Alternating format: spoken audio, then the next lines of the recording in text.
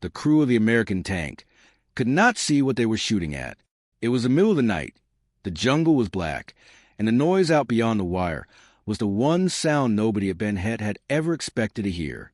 Engines, tracks, the grind of armor moving through the trees toward them.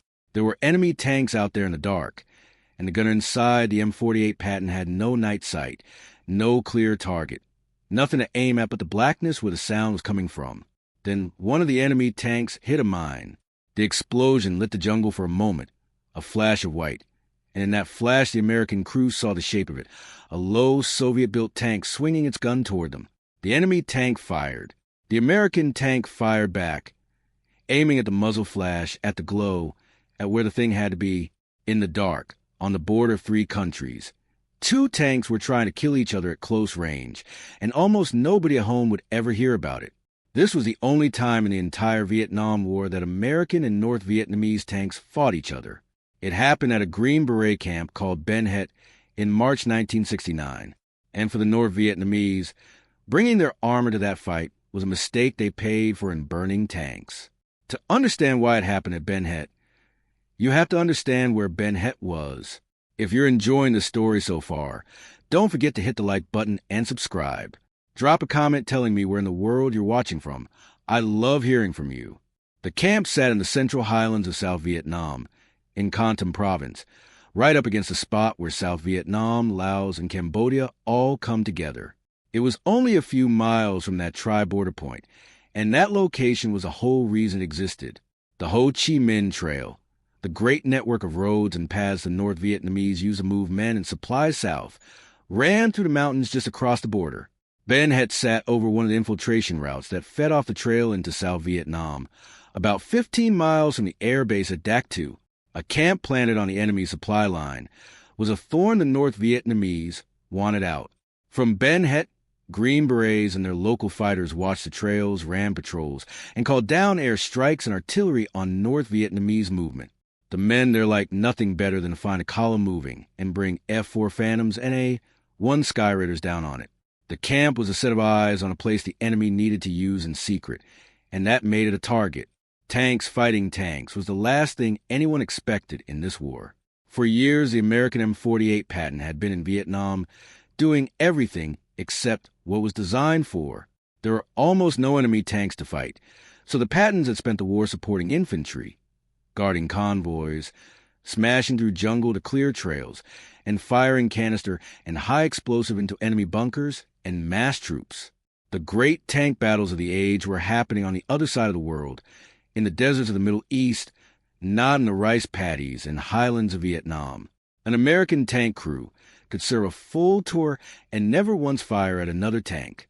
That was simply not the war they were in. The North Vietnamese had armor, but they kept it back. Bringing tanks south down the trail was slow, difficult, and dangerous, and any column of armor was a magnet for American air power. So through most of the war, the North Vietnamese held their tanks for the moments and places where they thought armor could tip a fight, and used infantry, sappers, and artillery for the rest. Ben Het was one of the places they decided armor was worth the risk. It was not a strong place by the standards of conventional army. Ben Het was a special forces camp, built for the kind of war the Green Berets fought, ambushes and patrols and irregular fighting, not for standing off an armored assault. The core of the defense was tiny. 12 Green Berets of a Special Forces A-Team made up the American advisors. Around them were about 400 civilian irregular defense group troops, mostly Montagnards, the hill tribesmen of the highlands who fought alongside the Green Berets through the war. These were the men who held the wire. What made Ben Het more than a light outpost was what had been sent to reinforce it. American intelligence had picked up signs that the North Vietnamese were moving armor into the area, something almost unheard of in that war, and the camp was strengthened to meet it. A platoon of 4 M48 Patton tanks had come up from Company B of the 1st Battalion, 69th Armor, part of the 4th Infantry Division, under Captain John Stovall. There were 2 M42 Dusters, tracked vehicles mounting twin 40mm anti-aircraft cannons that were murderous against troops on the ground, and there was a battery of heavy 175mm artillery. For a remote Green Beret camp, that was a serious concentration of firepower, and it had been put there for a reason. The North Vietnamese were indeed bringing tanks. They came from an armored unit equipped with the PT-76, a Soviet-built amphibious light tank. The PT-76 carried a 76mm gun, enough to do real damage, but was lightly armored, built to be fast, and to swim across rivers rather than to slug it out. Behind the tanks came BTR, 50 armored personnel carriers, and infantry. It was a real combined armored assault, the kind of thing the North Vietnamese almost never attempted, aimed at a camp that sat in their way. The men at Ben Het had warning, and they used it. In late February and early March, expecting armor, the defenders laid anti-tank mines in the roads and approaches around the camp. They were betting that the North Vietnamese tanks would have to use certain routes through the rough ground, and they seeded those routes with mines. The Patton crews loaded their guns with heat rounds. The high-explosive anti-tank shells meant to punch through armor. Then they waited and listened. On the night of March 3rd, 1969, the listening ended. The North Vietnamese opened with a heavy bombardment. Hundreds of rounds of artillery, rockets, and mortars crashing down on the camp. The volume of fire was enormous for an attack on a single outpost. The better part of 650 rounds slamming into the perimeter, meant to stun the defenders and drive them into their bunkers while the armor closed in. Under the cover of that barrage, the armor came on. The defenders could hear the engines and tracks moving up to the dark toward the western side of camp, the unmistakable sound of heavy vehicles grinding forward, a sound that meant the warnings had been right, for the men in the M48s. The problem was seeing anything at all. The night was black, the jungle swallowed shapes, and the tanks of that era had only crude night vision aids that did little in the confusion of an attack. A tank crew is nearly helpless if it cannot find its target, and for the opening minutes, that is exactly where the Patton crews were, hearing armor they could not see, knowing the enemy was close in range, unable to put a gun on anything. Then came the moment that decided the fight. One of the lead PT-76 tanks ran onto one of the mines the defenders had laid. The mine detonated, and the blast threw up a flash of light that, for a few seconds, lit the advancing column where it stood. That flash did two things. It told the defenders exactly where the enemy armor was, and it stripped away the cover of darkness the North Vietnamese had been counting on. Inside one of the M48 Pattons, the crew had been straining to find a target in the blackness their tank was not equipped to see through. Now they had something. They could see the muzzle flashes of the enemy tanks firing, the glow of the mine strike, the rough shapes moving. The American gunner laid his gun on the flashes and fired. The PT-76 fired back. For a few minutes, the two sides traded shots at close range, tank against tank, the only such duel of the entire war, fought half-blind in the dark by men aiming at flashes of light. The Patton was a heavier, better protected, better gun machine, and it told. The American tanks knocked out two of the PT-70Xs and one of the BTR-50 carriers. The North Vietnamese armored assault, the thing the whole attack had been built around, came apart against the dug-in Pattons and the mines and the weight of fire the camp could bring down. The tanks were not fighting alone. Overhead, an AC-47 gunship, the slow circling aircraft the troops called Spooky, worked the ground around the camp, dropping flares that turned night briefly into a sick orange daylight and pouring minigun fire into the infantry following the armor. The Dusters added their twin 40mm cannons, and a heavy artillery battery fired in support. The PT-76 crews had counted on the dark and on shock to carry them through the wire before defenders could organize. Instead, they rolled into a camp that had been warned, had mined the approaches, and could light up the battlefield and cover it with fire from the ground and the air at once. If you're hooked on this story, make sure to subscribe and turn on notifications so you never miss an upload. Your support means everything and helps me bring you more emotional stories like this one. It was not bloodless for the defenders. One of the M48 Pattons took a hit. The round did only light damage to the tank itself, but it killed two of the American crewmen and wounded two more, the worst of the American loss that night. Among the South Vietnamese and Allied troops, one was killed and several wounded.